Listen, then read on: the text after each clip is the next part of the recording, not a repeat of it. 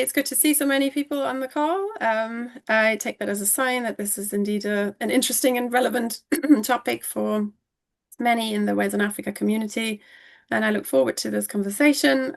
Hopefully there'll be some time for contributions, others apart from the speakers a bit later on. Just to take the opportunity to encourage you to let us know.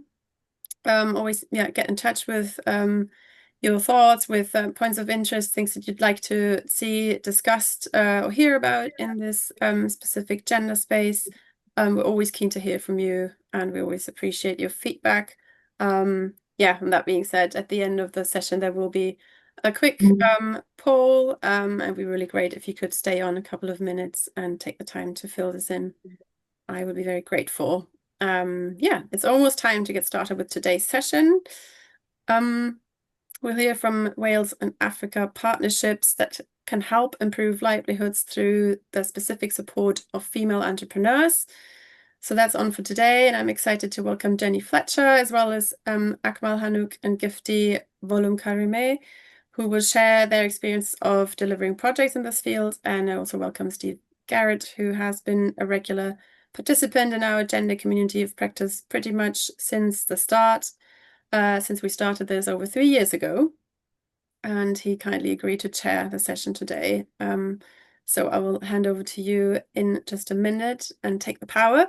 But before, I will briefly go through some housekeeping points. So that's important, obviously. This session is going to be recorded, and we will share the recording later afterwards on our channels. I'm also happy to share the slides before that's question being asked. I'm sure the speakers don't mind.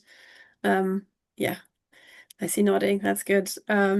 Yes, and you've been automatically muted before you entered, and please, I'm going to ask you to stay muted during the session if you're not speaking, to avoid any disturbance for speakers.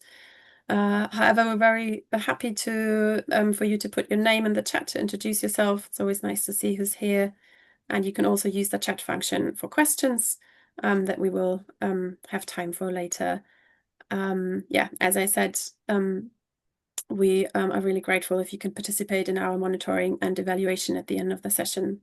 This just really helps us strengthen and improve our work and get a sense of what we should do in the future.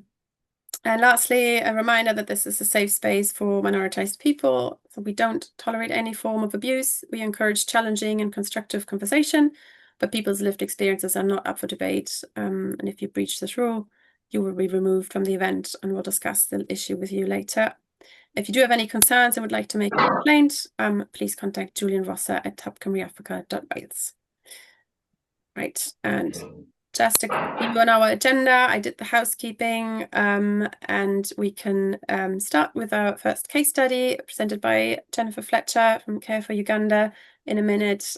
She will be presenting about Abakola, working women, her project in Luwero district, Uganda. And secondly, we will hear from Gifty Volimkarime, Center for Entrepreneurship and Evaluation Development in Ghana, and Akmal Hanuk from Assadaquaat Community Finance, and they will be sharing their experience of supporting women entrepreneurs in Ghana. And then we're going to do some questions and finish off with a poll. Enough from me. Over to you, Steve. Thanks, Lena. You did a big part of my chairing job there for me.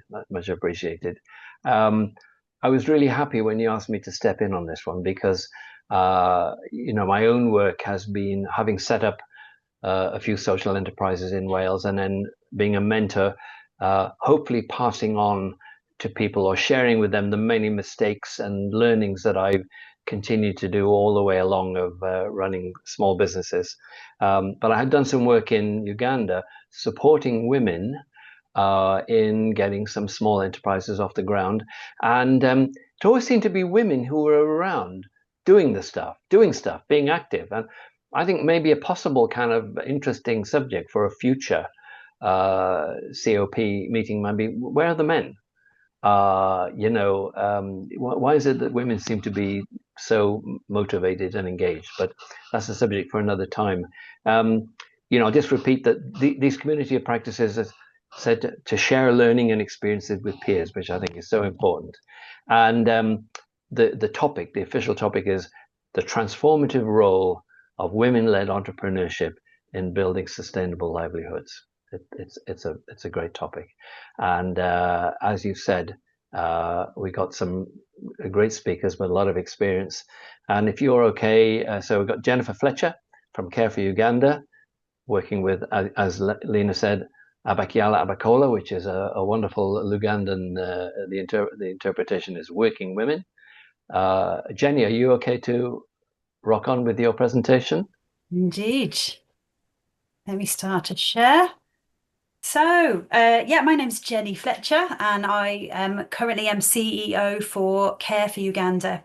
I took over a couple of years ago from the founder, but I myself have been involved in international development and international solidarity kind of work for the past 20 years now in different roles. But let me tell you a bit about this organisation and what we do. So it's based in South Wales. We've got trustees and supporters and committees ranging really. I'm in the Vale of Glamorgan actually. That's where I live, and I'm based from here. But the charity kind of began around Swansea, Port Talbot, and we've also got a health committee group who are kind of based over in Carmarthenshire as well. So. That's where we are, and we're working in the Luweero district, which is in the central region of Uganda, working with one district there. It's quite a large district, and it's also a little bit famous in Ugandan history, recent terms, for being the site of conflicts in the 1980s, what's known as the Bush Wars, from which the current President Museveni, made his rebellions against the Obote government of that time. So yeah, an interesting area, and it does have some conflict past, but mostly a very rural agricultural area nowadays. And here's what we do. We've got three main areas of our charity's work, one of which is education, and we do quite a lot of sponsoring children, helping sponsor children to complete school. So I'm connecting them to particular sponsors here. All the evidence continues to suggest that if you can support a child to complete school, and the more years of school they get, the better their life chances are. The smaller families they have, the more healthy they are. So it's remained a central plank of the work. Yeah, and we've got about 200 children that we currently support. Currently in Uganda, about 40% of children don't even finish primary school. So there's plenty of issues with finishing school that we try to help with. We've also done some work with helping schools with their infrastructure, building occasional classroom block. We don't have our own school. We've not done that thing of building our own school. We work with children that go to a number of different schools, and sometimes where we can, we help those schools with their infrastructure needs, like a classroom block or a water pump. We're about to just do another water pump in another school. And we also have second big area of our work is health. We've got a very active health committee, and the main focus of that so far has been the training of village level health teams, providing primary care advice and support to communities. They're really they're really amazing. They're volunteers chosen from communities and given some training, and they do an absolute fantastic job at community health promotion and disease management at the local level. We've also provided, along with some that you may have heard, there's a couple of other all well-known Welsh organisations that have also been involved in motorbike ambulances. We actually started as a collaborative project providing these things, motorbike ambulances, in Uganda with some other organisations. They've got like there's different models now. We've a sidecar attached, a motorbike with a sidecar, and the patient goes in the sidecar. Or now we're trialling a tuk-tuk one where the tuk-tuk type carriage is behind, so the patient goes behind. They're really easy to use vehicles. They're easier to maintain than the average 4x4 or a larger vehicle, cheaper to run, and they can access even remote areas. So we've got, I'm going to get the number wrong now, I realise, 10, 12 Gordon, we've got some of my committee are here, they'll correct me later. I want to say 10, but I think it's actually a bit more than that now. I think we were on 11 or 12 motorbike ambulances. And our final area that we're working on, which I'm talking about now, is livelihoods and community support. We've done different things around this. We've certainly done provision of resources. So we've often handed out things like mosquito nets or solar lamps or other things to communities and to households that are in need. We've been working in this area now for the better part of 20 years. So, and our staff, we do have a local organisation on the ground there, and they know the communities very well around where we work. And they know how to manage distribution. So we do that. We have also trialled live in terms of livelihoods, a bit of animal rearing.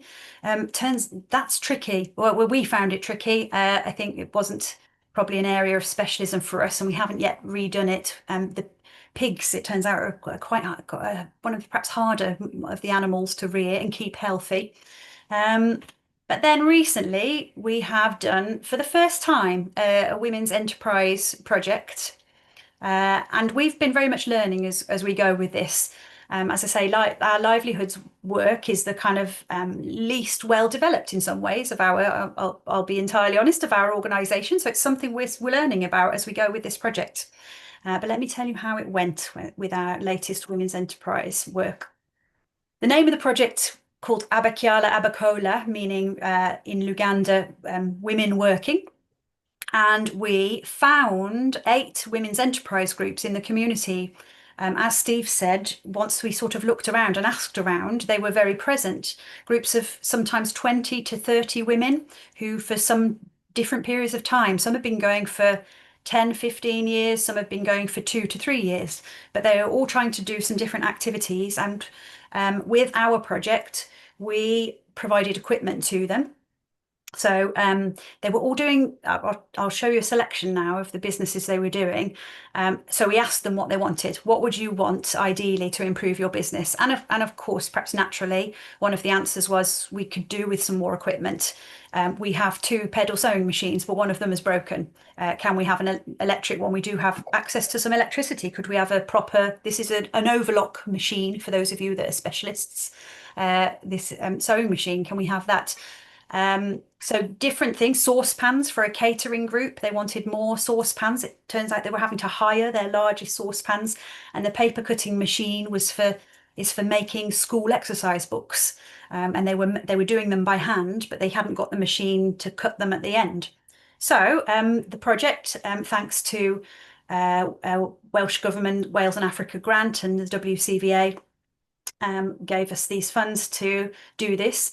We also, in conjunction with giving the equipment, decided we asked the women, what are the issues that you might like to have some further advice on as yourselves in your communities as women? And they gave us some issues and we focused on those. There's a lot to do with women's health, domestic violence, finances, personal finances, but we also gave some business finance advice as well. So this is what we did. And Jenny, I'm just jumping in to kind of give you a 3-minute warning on the timer. Okay, thank you. Right, here are some of the enterprises we've supported. You can see a couple in the photos there, but they've been doing all sorts of different things across the 8 groups. Events turn out to be quite a strong, interesting feature of rural community life and quite good for business making. And I would like to show you this little video we made of the thing. I might cut it a little short at the end, perhaps because of time, but it's only 3 minutes, but that would be, I've got 1 or 2 more slides. Here we go.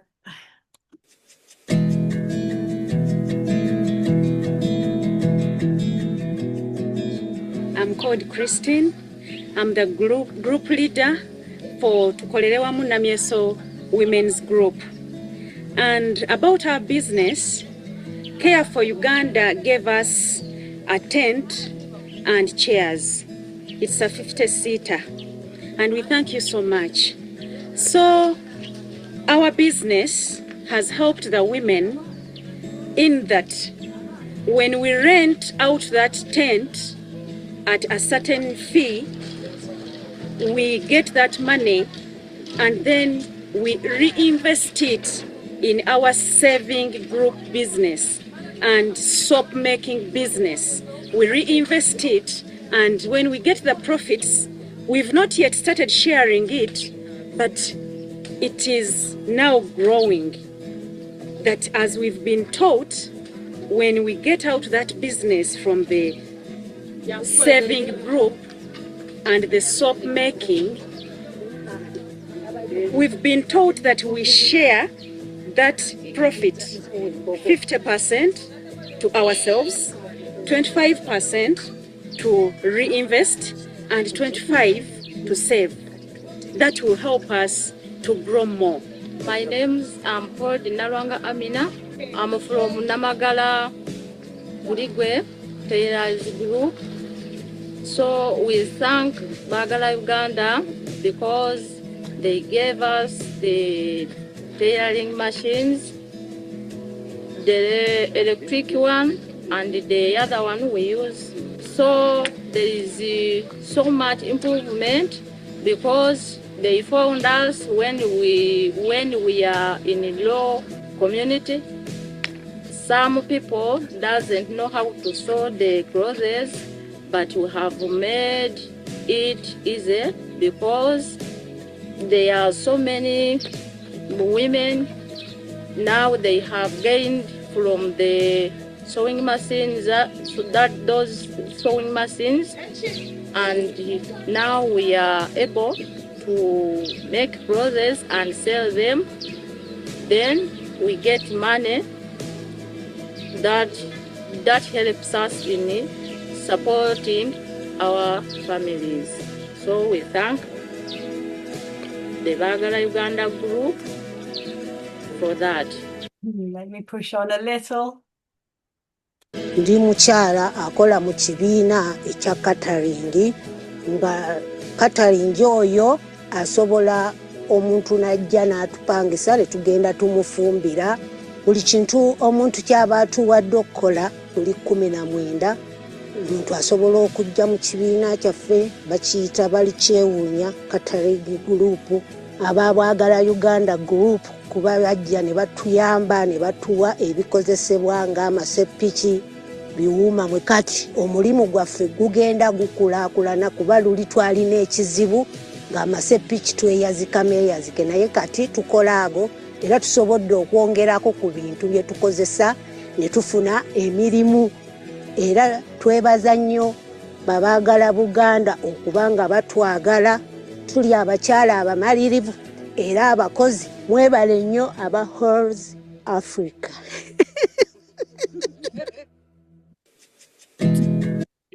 Right, now how did it work out? Here's our headline results, which I've only just collated and started to report in. So out of our 8 groups, half of them are now making between 40 to 100% more profits. 2 of those at 100% having doubled their profits. We have had 2 groups struggle. They were the ones that were doing new activities. They have only made a small overall profit so far. But what they are doing while they're struggling with some equipment issues is making some additional smaller products in the meantime to keep themselves going. And then 2 of the groups, including the first one you saw there with the tent and chairs, have had excellent growth, 150%, and one has increased 7-fold in their income. So what do we learn from this? Well, definitely, it seems to us that the local environment is a good place for enterprise and for customers. This worked well within very, very local areas, these businesses supplying themselves. Obviously, we've covered a number of different enterprise types, which has made the learning a bit more tricky for us because we can't, we've not become specialists in sewing machines or specialists in catering. We've been supporting a range of products. So we've had to think and try to help them overcome some different challenges. As again, this issue that groups of rural women who do seem to be very proactively already in existence, very good at doing the collaboration, they're very good at working together, waiting before they share their profits if the business is not developing well enough yet, but then sharing them very equally when it does. And for sure, when we started to ask them at the end, why has this made a significant change in your life? They say, because we can now pay our school fees for our children, because we can now take better care of our house, because I've now bought some land for my family for the first time.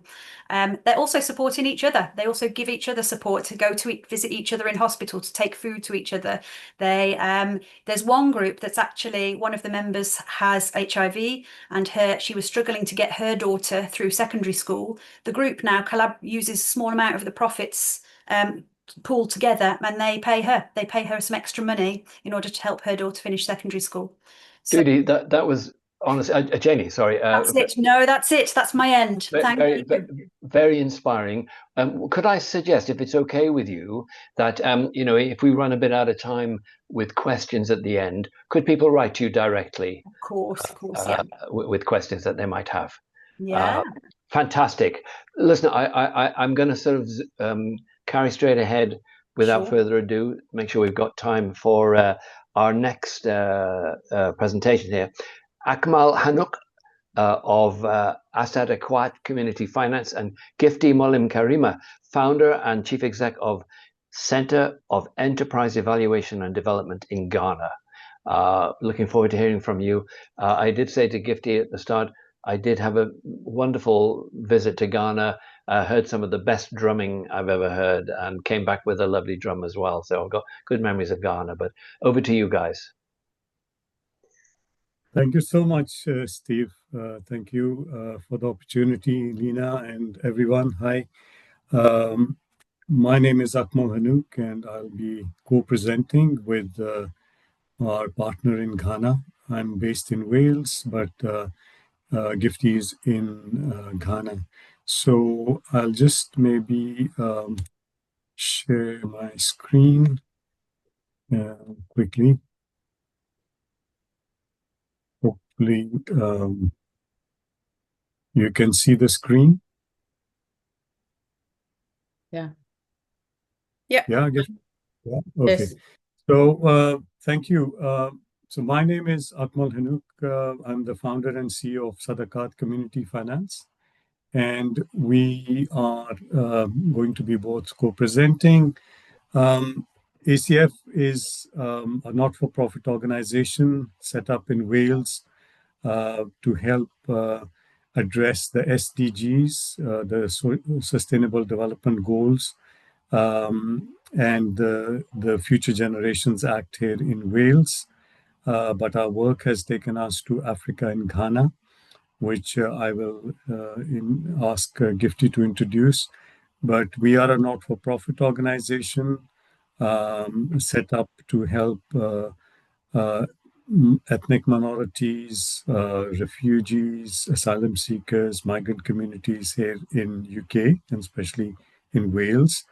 But equally, we have been doing a lot of work in Africa to help women start their own enterprises, and also the digital literacy program, which we will just give you a little bit of more detail. So I'll ask Gifty to introduce herself as well, please. Thank you, Steve and Jennifer, for that insightful presentation. And Akmal, thank you. So for CEED, as you've seen our name, we are also a non-profit based in Ghana, but we work across the continent of Africa. And our partnership, the convergence have been, our interests have been working with women and youth and also disadvantaged populations to ensure that they are getting access to real services to be able to build capacity and also skills and solutions that enable them to develop sustainable livelihood and make these decisions that would empower their economic prosperity. Okay, thank you, Gifty. Just because of the short time that we were being allocated, and two of us, so we will rush through the slides. There aren't too many, but we will have some time for questions so that we can explain a little bit more. So basically, the problem statement, which I think a lot of the people would agree, is multi-layered, starting from lack of access to information, institutional and cultural barriers of organizations not able to reach the communities, lack of access to capital, lack of digital skills, limited capacity for entrepreneurial skills, and above all, the lack of mentoring and advice networks. So, with that in mind, we set up the organization, Assadaquaat Community Finance, or ACF for short. And it was a very interesting meeting, Gifty at CEED Business School in Oxford, where we were also presenting as one of the organizations for social change. And we had, this was just immediately after COVID. And Gifty came after the presentation and said, I mean, this is a program I'm very interested, and this is a good model that we would like to have. So after a few months of talking to each other, we both felt that it's time to act. So at that time, we started the program, keeping in mind these statements, these problem statements, that what are we going to address? Because the issues in Wales and issues in Ghana, from the access to services and access to finance and training, advice and mentoring, were more or less the same. It was also very much clear to us that the gender issue is a very big, important issue as well, because a lot of the women are wanting to start their businesses or have their businesses, small businesses, but it is basically all of this that people are getting into a problem.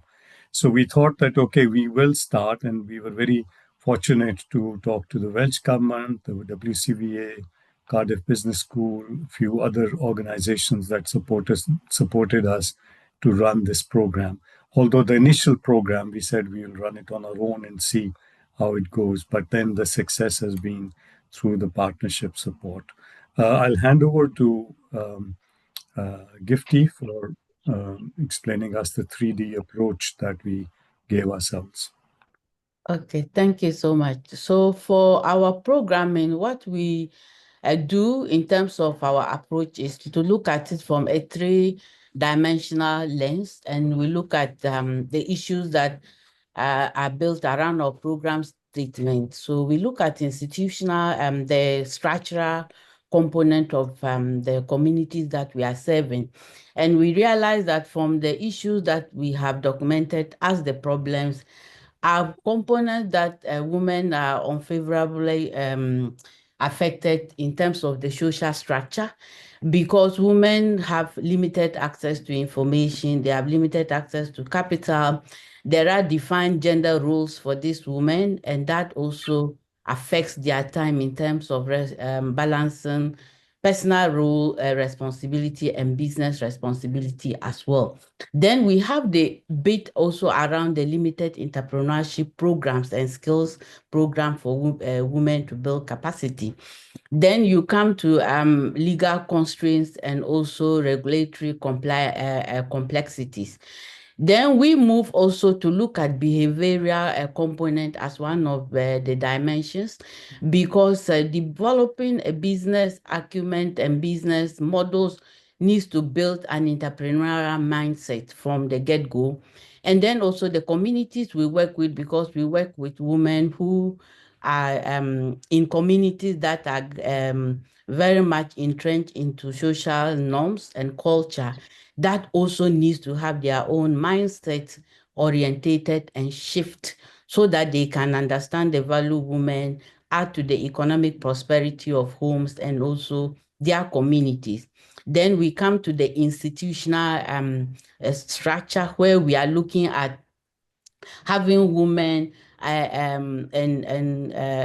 the institutional, looking at capital, how we can be able to work to create an enabling environment where there is waivers that allow women to access capital, increase knowledge access, as well as ensure that information flow and information asymmetry is also addressed. So in approaching it from that angle, we are able to build a program that from the design, we are providing services, and then in executing it, we are building skills and capacity, and also helping them develop solutions that solve societal problems, but also are providing incomes to solve their personal and household issues as well, but also empowering the communities where they live so that they can thrive. Akmal, I can, yes. So Yeah. most of, we've done a lot of programs, including community mobilizations to advocate why we must have these programs and the need that it has to happen. But just taking snapshots of it, we've our initial program based on this was to start your own enterprise. And then from that program, we realized that people who had just ideas, that we supported them to incubate and translate these ideas into prototypes and business models, launch those businesses. But in that so doing, we realized that most of these businesses were around agribusiness and also businesses that related to agriculture processing and the manufacturing area. So that informed the Skills for Sustainable Livelihood program that we were fortunate also to get funding. And that program builds capacity of women-led businesses that were focused on agribusiness value chain. And it sought to provide linkages and capacity, but also helping them to expand markets.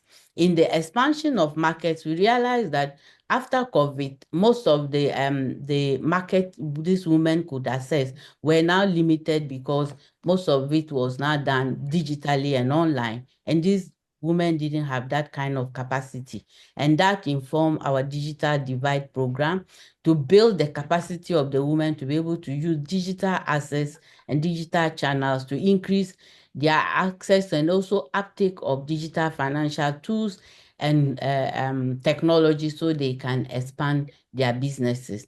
So we've been able to train over 1,000 women entrepreneurs, both existing and new businesses. And then also out of this, a number of them have launched new businesses, and most of the existing businesses have also been able to improve their access to markets, increase revenue, and also now are actually using B2B platforms that are digitally to reach out to other diaspora markets based on our networks and connections. Gifty, I'm just jumping in with, again, the 3-minute warning, if that's okay.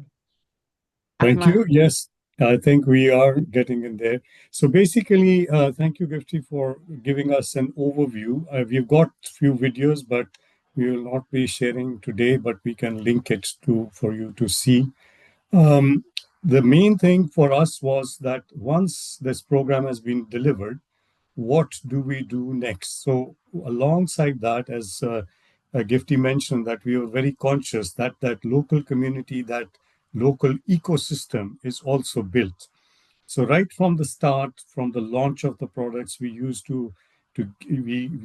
invited all the key stakeholders, the sort of the elders of the community, the government initiatives, the non-profit organizations, all the people who were concerned, because we were conscious that once we leave, we need to make sure that people are being looked after.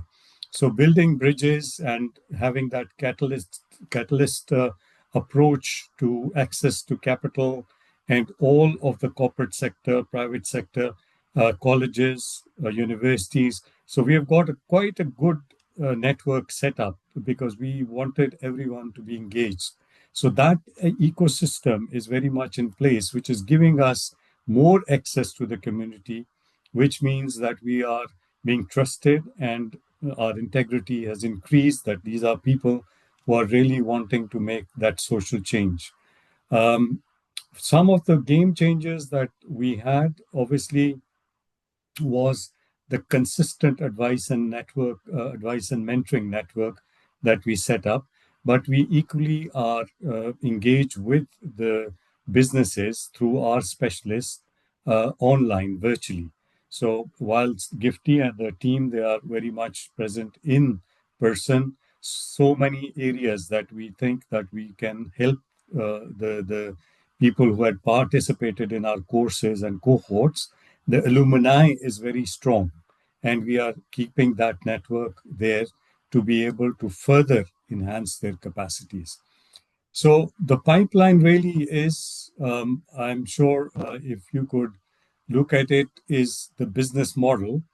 And our key area or ask to all organizations, support organizations, is not only that we are helping the participants, but equally our organizations need to be helped as well for the scale up.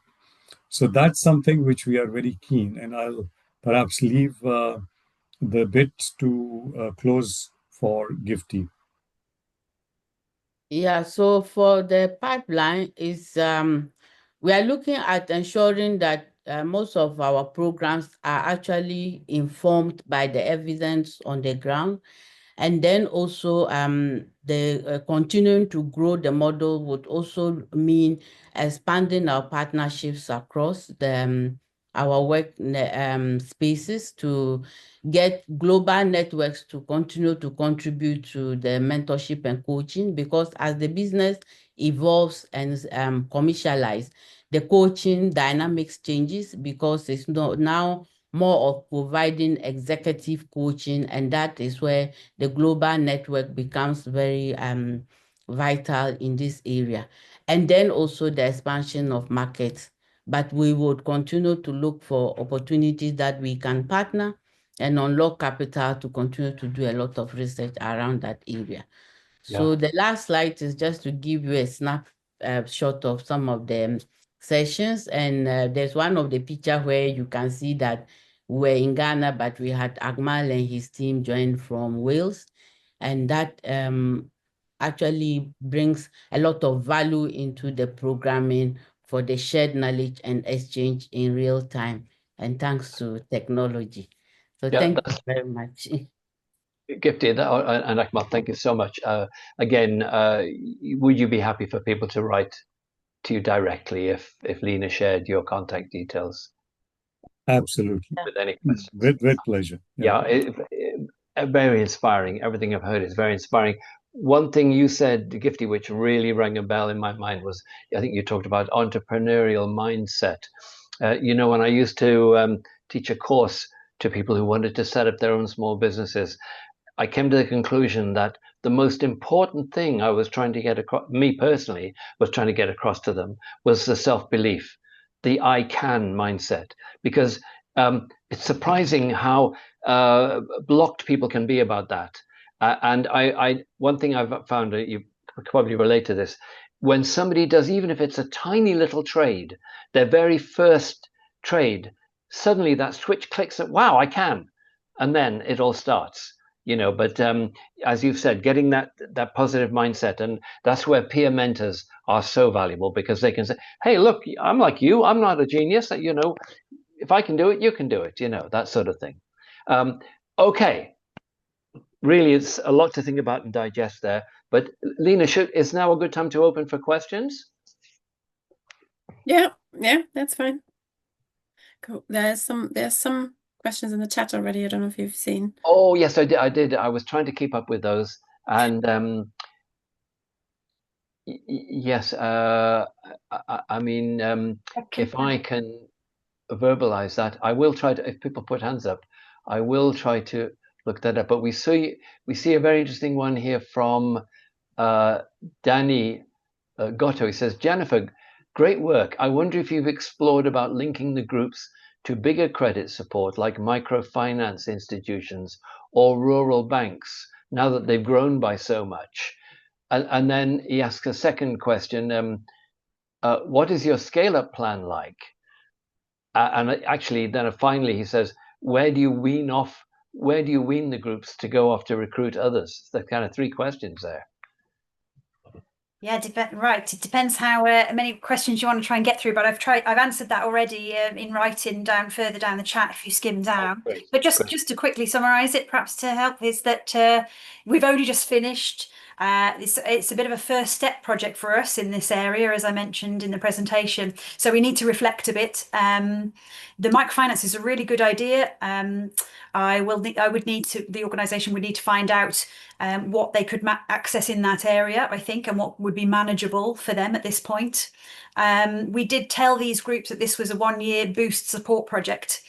So they were aware of that. And at the moment, I'm really happy that they're looking very self-sustainable and confident themselves about that, continuing themselves, even without further input from us or anyone at this point. So that's our sort of there isn't a grand wean-off plan because we didn't start with an expectation of going beyond a year at this point. And as an organisation, we'll have to think about whether we can seek some more funding. Did this go well? Can we manage it well? Are we learning our lessons appropriately as we go all together? Shall we do more of it? And can we get some more funding for more of it? That's something for us to reflect on. Great. I'm going to come to Valerie next, but there's just a comment from Clara. Clara from Ghana. Is it possible to have the recording of the meeting shared? She's not got a very good network. I believe that's true, isn't it, Lena? It will be shared. Yeah, I also answered it in the chat. Yes, absolutely. Yeah. Okay, over to you, Valerie. That's good news about the sharing. Could you also share the chat? Because it's not always easy to get everyone's name when we're going through it. I just wanted to explain to people, Learn with Grandma is actually in 50 countries now around the world. Many are in Africa. I've been to Uganda a couple of times. And Jennifer, I'd like to be in touch with you. If you join Learn with Grandma Uganda, then we can actually exchange ideas. One of which I've got is a very good film created by a Ugandan on how to make sanitary towels. This can be a lifesaver for many girls and families, actually. A young lady in Cameroon, she washed the pads that she'd made until they fell to bits and worked out that they would last about 4 years. Imagine the saving, not only to the environment, but to the families. And if they've got 2 or 3 girls, it could be very substantial. So, yes, using recycled material is the key there. There are other things that I picked up from what we've learned today, and anyone who'd like to get in touch with me, I did put my email address in the chat, but it's Valerie Woodgauger. You can see me at the top there, all one word, MBE at gmail.com. And if you didn't know what MBE stands for, it's a medal I got from the Queen. Just in case they didn't know. Well, Valerie, we won't hold that against you. No, only joking. Now, Danny had several questions in the chat, but because I want to kind of make sure that we give everyone access. And I think I've got a feeling, Jenny, you're checking out Danny's questions and writing in response to them. But if we have time, I may read out a couple more. But meanwhile, I don't see any more hands up. Apologies if I'm missing anyone. No? Okay. I will read one of Danny's. I think it's an interesting another one. I wish to learn a little about how they've instituted impact measurements. How do you know that your work is impactful? Do you have specific standards for measuring impact? These are always very interesting questions, aren't they? Evaluation can be, yes, we can get numbers, but sometimes the important things that are happening are about changes in people's lives, and they can be hard to measure and to share with others. Anyone, any comments on those? Maybe Gifty or Akmal, have you anything to say on that one? Yeah, so I can share some reflections.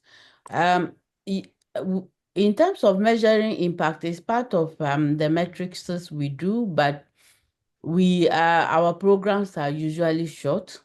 So we would measure an impact. So for some of our programs that we've done now, this is now the period that we are engaging the alumni to look at the journey so far, so we can be able to attribute some impact to it.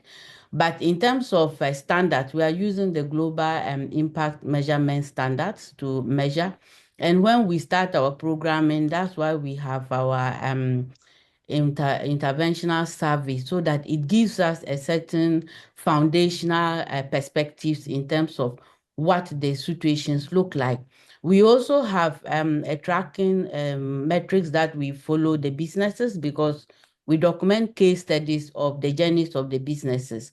So when we begin to now measure impact after, because some of our programs that we've supported now is in 3 years, going to the 5th year, we go back to use those tracking tools to generate the data, and then complement that with the case studies that we document to be able to measure impact. But you cannot measure any impact after a 12-month intervention, but we can attribute some progress in terms of changes, and also shifting in terms of the positioning of where we measured, like the intervention we started from, and that we can begin to document that to inform what impact we would be looking at. So we don't use our own metrics, we use the standard impact measurement metrics, but that's how we would look at it. Oh, okay. Just before I go to Muganuzi's got his hand up. Jenny, did you have something to chip in on that? Yes, I'm typing it to the chat too. So we used 3 main things. We asked for the average monthly or annual income of the groups before the project started, and then we checked again at the end. I think they maybe if paperwork wise, we might be able to do that as if the business finances get clearer within the groups, but they reported to us their figures, so we were able to do that calculation of the increase even over that 1 year period. I was surprised that we could see such an immediate impact actually on those figures. We used key stakeholder interviews, a sort of classic. So we got together with the groups at the end, and we met the treasurers and the chairs and the secretaries, and they described their stories to us and the journey of the group through the year to assess the impact on the whole group. We also used a technique that's been around a little while.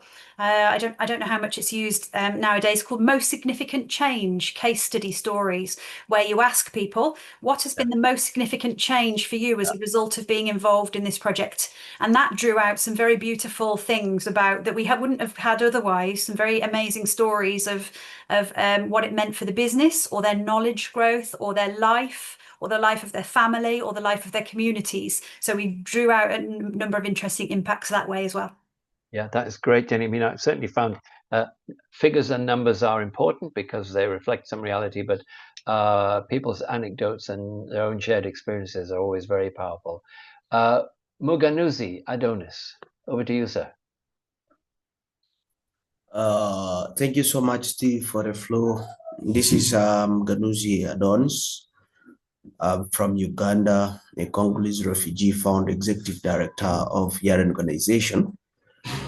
We are also empowering women refugees in rural communities, by the way, also in urban area in Kampala. So I would like to thank you all the presentation. I really liked the problem statement and the solutions part, how it was really described. And I would say maybe let me recognize the presence of Valerie here in this function. It has been really to hear again the story about the woman. For sure, it is really good. But I have a question.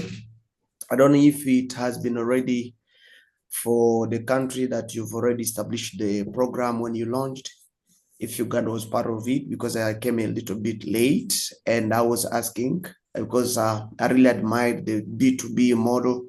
I think it's something that if is really well implemented can bring as much expected impact within the communities. Have you ever tried to apply it in the rural communities? And if so, how has been the impact as the stories? I would love really to have a right link where to learn a little bit about it, because I stood up to train and empower trainings, not only one region in Uganda, training refugees and host communities on different programs like entrepreneurship, business, and I'm the ambassador for Interweb Solutions that is based in US, trying to also equip women. To be honest, I want really to know how far the model has been implemented in the rural communities and what is the key indicators for adaptation of the model into those areas for the programs that has been implemented. And if so, is Uganda being part of it? If you Okay, had so that question, thank you. Thank you, Magdalena. Sorry to jump in. We're running very short of time. Yeah. When you said the model, did you mean, you said B2B, I think. Did you mean a business to business? Yeah. Sorry, so Jenny or Gifty or Akmal, would you have a very quick response to that? Yes. Or, I mean, again. Yeah, I think so. I think, thank you very much, Maganzumi, for your question. Yeah, you see, I think you've touched a very important point, because whilst we are supporting women and early starters to think about entrepreneurship, it is very important that we advise and mentor and support the existing businesses, because sustainability and growth is very important for us. So there is a model, the ACF and CEED model that we have developed, which is quite a big circle in terms of developing that. And we'd be more than happy to speak to you about this model in detail. But it is a B2B, but it is equally encouraging communities to start their businesses as well. Okay, that sounds, yeah. So you guys can make contact with each other about that. Would there be one last very quick sort of observation from you, Jenny or Gifty, and then we'll need to go to for a quick evaluation of the workshop. I don't know if I have anything. I'm just busily answering another question. So there's another one on the chat, just trying to make sure I answer people that were asking the questions there. But yeah, no, thank you. It's been really fascinating. We're a bit early doors, as it keeps, I will be honest and keep emphasizing. For us, this has been a learning exercise for us in enterprise support. So, but definitely collaboration, really, to that last point. Our groups have learned off each other, even when they've been doing entirely different businesses. So actually, that's another area I'd love to look at, more collaborative learning. I agree. And this type of forum where we share it here and learn collaboratively here is exactly the right thing to do, I think, for enterprise work. Yeah, great. Look, I'm sorry to be so brutal about time, but I'll get into trouble if we run over. So thanks to everybody for the very, very interesting presentation. I've got a feeling this is a conversation that's just started, and hopefully the dialogues will continue. Yeah, there's never enough time. Thanks very much, Steve, and also for being so vigilant with the time and reminding people. That's really helpful. Yeah, I'm just going to launch the poll now, and yeah, while this is going, and again, really appreciate if you could take the time to fill it in. Can you see it? Is it popped up? Perfect, great. Yes, yeah, I'll do my best. Possible to make it's a bit bigger. I can't see it very well, or you could email it to me. I don't think I can change the size of it. I don't think so. I don't know. I can't read it. I'm so sorry. But perhaps if you could email it me. I put my email in the chat. Yes, that will be. Okay, I must go because I've got to get down to Cardiff now. No, Bye now. Sorry, Valerie. Bye, everybody. Bye. Lovely to meet you all. Bye. Oh, and Dina, nice to see your name. Although you didn't speak, we've been friends for goodness knows how many years. Is she still there, perhaps? Not sure. We welcome you to Cardiff anyway. Thank you. Bye-bye now. We'll wait another minute or so, obviously. Yeah, in the meantime, always you're always open to share any other thoughts or any other feedback or suggestion for future topics, or at least feel free to contact us with any of that, and we'll share any material from today, and hopefully, yeah, you can continue the conversation, even connecting between each other. I think that's always really useful if any of those new connections come out of it. Steve, you look like you'd like to say something else. Well, I can say personally, I will be writing to Akmal, Jenny, Gifty, and Muganuzi because of my own interest in mentoring and support for new and existing businesses. I'm retired now. You know, I do have some time on my hands. So if there's any way that I can contribute my experience, I'd be happy to do that. You know. Thank you so much. That's It really would be a pleasure. So thank you very much. Yes.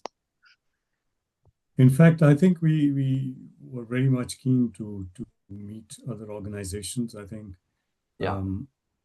With Jennifer, with yourself, and just to make a little bit more stronger offering. Yeah, and I'm also keen to put Jenny in touch with my contact in Uganda, Yeah. because I think, again, there's a lot of overlap and collaboration. And we know it happens here in Wales. You know, sometimes we're working alongside other organizations and we're not aware of what they're doing because we're so busy. But then when we do find the aspects we've got in common, it's always very fruitful to be able to collaborate. So, yeah. Very true. And this is also partly why we've come up with formats like this. So hopefully support this kind of interaction and exchange. Yep, there's a couple of comments at the end here saying, let's have more on this subject. Yeah. I'll be writing to you, Gifty, as well. Yeah. All right. I think I'm going to end the call. Yes, and probably should end the meeting. Thanks again, Steve. Yeah, you've Thank you. Same. Thank you, Lena. Yeah, I really appreciate your contribution, and look forward to seeing you again. And have a great afternoon. Meet you all. You know, would you be able to stay for just 30 seconds? Yeah, that's fine. Bye, everyone. Thank you. Bye, everyone. Bye-bye. Bye. Bye.